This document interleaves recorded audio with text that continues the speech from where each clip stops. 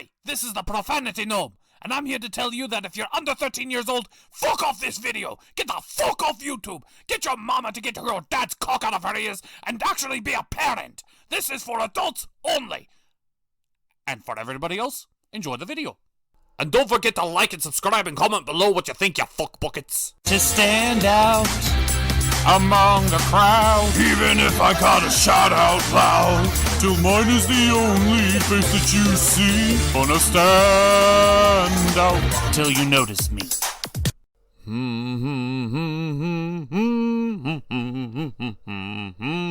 Is it ready? Just packing the last thing now, young master. You're going after a legendary holy weapon. You don't want to be underprepared, so I packed the essentials, including a spot of tea for 1 o'clock.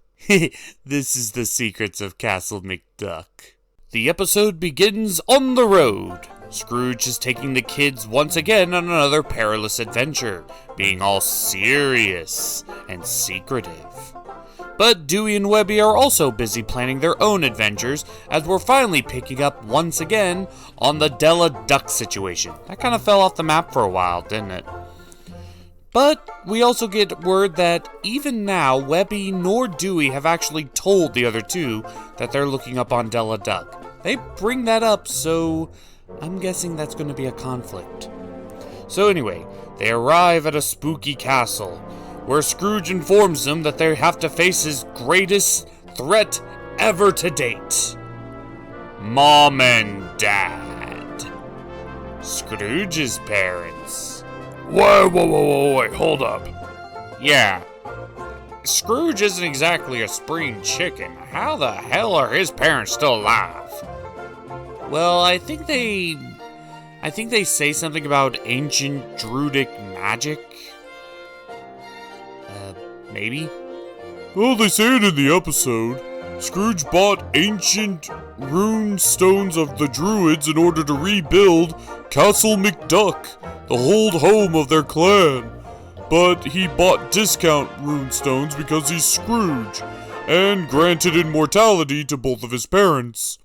I'm guessing whoever lives there is immortal, and he can only visit every so often due to the mists that surround it. Aye, but that story doesn't even compare to the real conflict of the episode. Two angry Scotsmen having to force to sit down and make nice. Why is Scrooge making nice? Well, not just because he's his parents, but because his father knows of an ancient McDuck treasure. A treasure that only his father knows the location to somewhere in the castle. But he refuses to tell him, despite Scrooge constantly trying to make nice. Of course, his father sees through all that. So, everybody gets a tour of the castle because it's their first time being there. And during this time, Scrooge and his father clearly have a very rocky relationship. Alright, who's ready for the adventure? Well, we're in the middle of nowhere. We have no cell service, so no means of contacting the outside world. We're all going to be grouped in, and we're going to be walking single file line into the deepest, darkest dungeon. Oh, that sounds like quitter talk. We have more than enough resources. Let's go. Meow. I would just like to say I do not think this is a good idea. Aye, that'd be quitter talk. Where's your sense of adventure? She's right. Come on, let us go. Let us go and we'll share the bounties together. What? But remember, this was established to be a Dewey hunting Della episode. So while the boys are messing around, they find a secret note. The secret note is apparently a treasure puzzle map meant for Donald. But after Dewey compares notes, he discovers that this note was written by their mother. Believing that this has something to do with what happened to her, or whatever happened to her, he didn't want to tell his brothers about this and wanted to investigate on his own. But if it wasn't for his brothers, they wouldn't have been able to start down the pathway to even attempt to find the mystery of this map. So he's still trying to keep it a secret, even though there's no real reason to and they have every right to know. Dewey is 100% in the wrong here. but they might be facing greater threats beyond that. We cut back to Scrooge trying to pass himself off as the family man in order to get into his father's good graces. But when none of the kids are even there, not even Webby, he tries to pass off Launchpad as Donald, just so they've made up, they're all good. Well, we cut back to the boys as they're investigating the secret crypts of the castle when they come across a room filled with keys, very Harry Potter-like. But Louis shows off his skill in finding the right key to get through the right door, only showing Dewey that he needs his brothers just as much as they need him. Gee, there must be a latch or something. Try looking over there. Bug Zapper. I wonder why we never thought of that. Yep, force field. I'd say Celtic-based. Possibly Nordic. Oh, freaking hypocrites. A basic rune shield? Oh, that's not gonna stop Scrooge McDuck. Come on, we could have this down in a moment of minutes. A single shield? Anybody else think that that's a little bit too easy for the prize? Yes. Let's regroup and think of something else.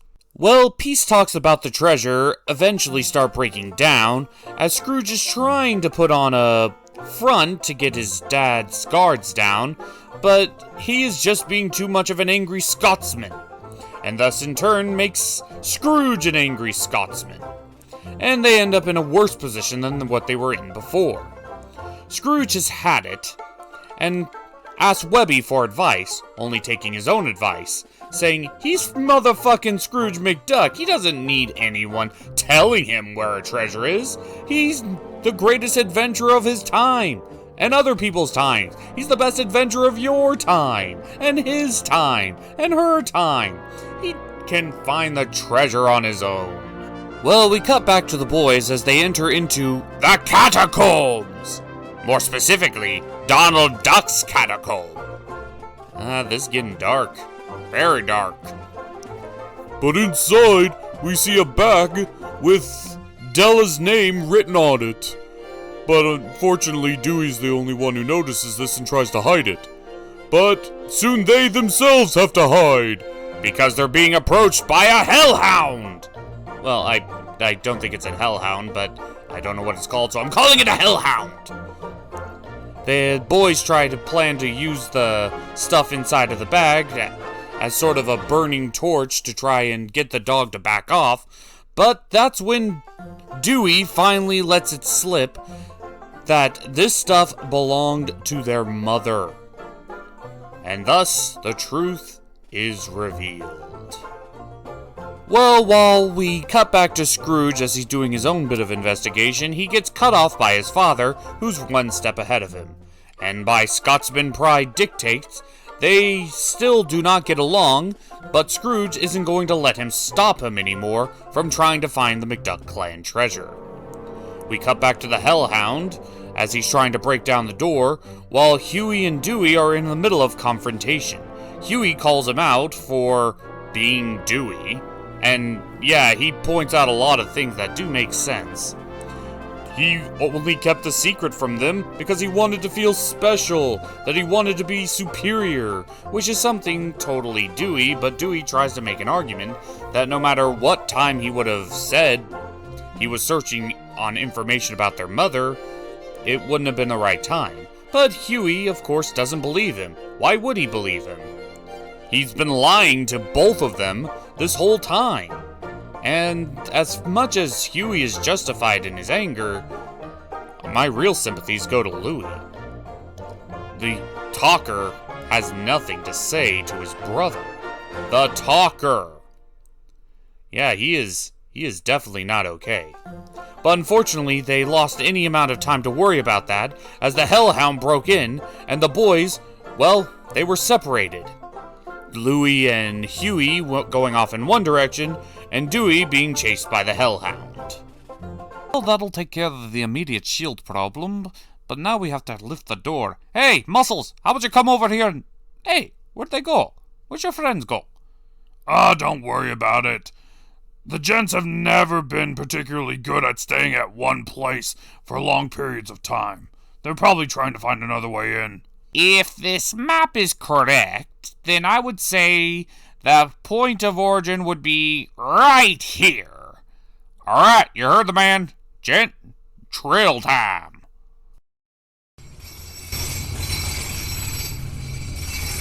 Everybody else, get prepared. We got about 5 seconds of leeway before shit gets real down there.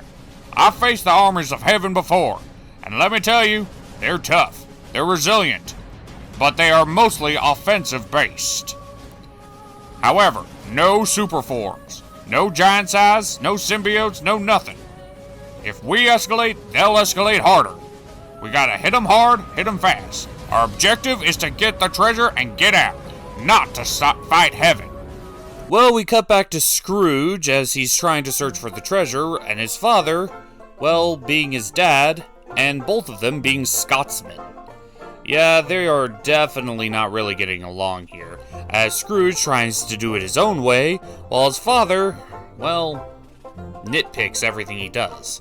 Until eventually Scrooge finally breaks down, saying he doesn't need him. And this finally gets through the Scotsman pride, and his father seems to be hurt. Scrooge informs his father that he made billions of dollars on his own. He's a self-proclaimed man on his own. Everything he's done was on his own. Even down to the first dime. But then, a massive bit of lore drops. As it turns out, Scrooge isn't actually as self-reliant as he initially thought he was. As his father, well, he was the one who gave the guy the dime for his son to shoe shine. Ooh, plot twist. Yeah, the Mr. McDuck had essentially wanted to teach his son the very important lesson of self-reliance.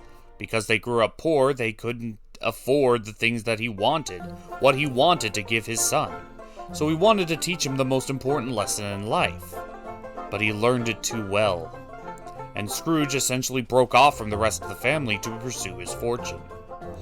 And, well, he's been upset about it ever since, kicking himself for doing such a thing. And, well, he just wants his son back. And if he's hard on him, well, that's because he misses him. Scrooge finally also lets down his guard, and the two of them trying to hug eventually opens a secret passage, leading to what looks to be the treasure of the McDuck clan. But upon opening it, they realize it's not the treasure of the McDuck clan. This whole thing was a waste of time, as it was a message from Scrooge's dad's dad, telling him, buckle down and earn your own treasure. So, I guess this whole being angry at your father and son bit is generationally gapped. We cut back to Dewey as he's continuing to be pursued by Death's Doberman, but then Huey and Louie show up to his defense, saying that if they're going to die as a family and not singling him out. Besides, he has a lot of making up to do for what he's done to them. And so the three brothers decide to stand up to the Doberman of Death. But during this time, they also get an unexpected backup. The entire McDuck clan standing behind them. And with such an overwhelming force, the Doberman backed off. I don't even think the kids are aware of who exactly is the one who saved the day, but who cares?